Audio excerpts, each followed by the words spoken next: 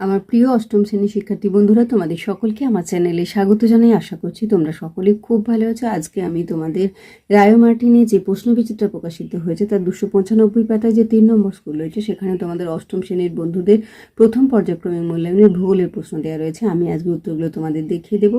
ইতিমধ্যেই যারা চ্যানেলটিকে সাবস্ক্রাইব করে নিয়েছো তাদের সকলকে অসংখ্য ধন্যবাদ জানাই। আর যারা নতুন দেখছো তারাও চ্যানেলটিকে সাবস্ক্রাইব করে নিয়ে সাথে থেকো। চলো তাহলে শুরু করছি। একের দাগে সঠিক উত্তরটি নির্বাচন করে লেখো। তরল মাধ্যমে প্রবাহিত হতে পারে না, এটা হবে এস তরঙ্গ। ভূত্বকের বেশিরভাগ অংশ জুড়ে আছে, এটা হবে বি এরটা অক্সিজেন। পৃথিবী পৃষ্ঠের গড় তাপমাত্রা হলো সি এরটা 15 ডিগ্রি সেন্টিগ্রেড। গুরুমণ্ডলের গভীরসীমা ও নিভেসীমার মাঝে আছে রেপিত্তি বিযুক্তি রেখা। মহাদেশীয় ভূত্বক গ্রানাইট শিলা দ্বারা গঠিত।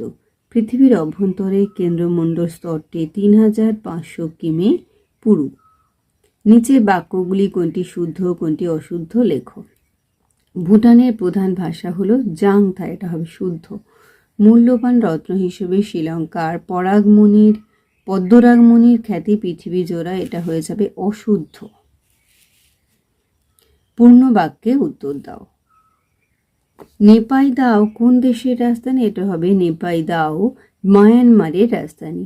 ক্যারেজ প্রথা বলতে কি বোঝো? তোমাদের যে ভূগোল বই আছে তার 77 পাতাতে পেয়ে যাচ্ছ, একটু দেখে নাও।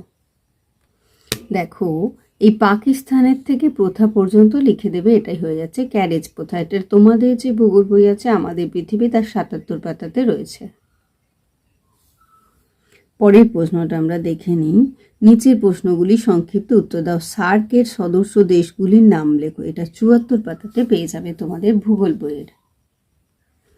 এই দেখো 74 পাতাতে রয়েছে 1985 সালে ভারত, বাংলাদেশ, নেপাল, ভুটান, শ্রীলঙ্কা, পাকিস্তান, মালদ্বীপ ও আফগানিস্তান এই 8টি দেশ সার্ক সংস্থা গঠন করেছে।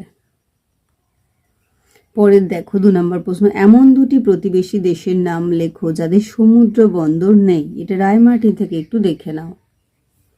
এমন দুটি প্রতিবেশী দেশের নাম করো যাদের সমুদ্র বন্দর নেই, হয়ে যাচ্ছে নেপাল ও ভুটান।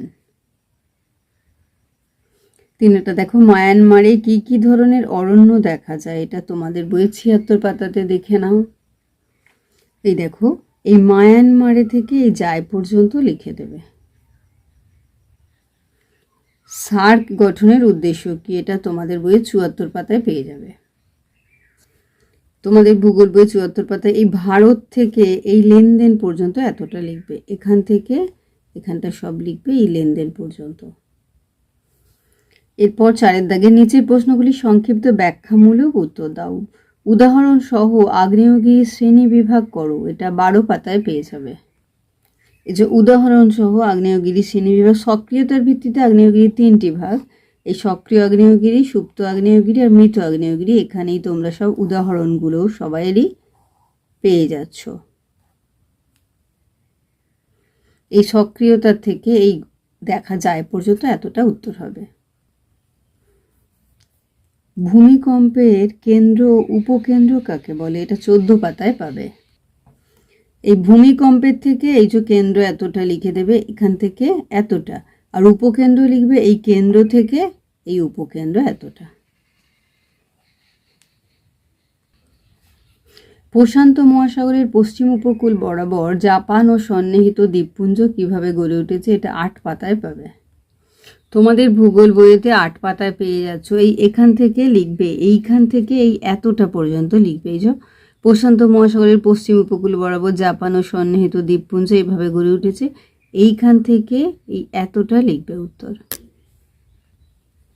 ভূমিকম্পের প্রাথমিক তরঙ্গ ও দ্বিতীয় তরঙ্গ এর মধ্যে পার্থক্য কি? মানে পি তরঙ্গ আর এস তরঙ্গের পার্থক্য। এটা রায়মার্টিনে দেখে নাও একটু।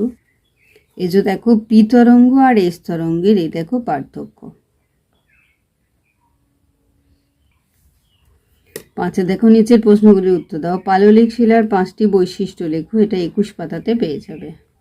এই দেখো পাললিক শিলার বৈশিষ্ট্য।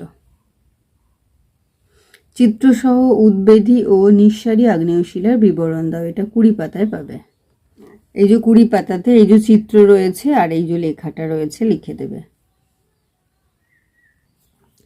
ভূমিরূপের ওপর শিলার প্রভাব আলোচনা করো। এটা 25 পাতায় পাবে।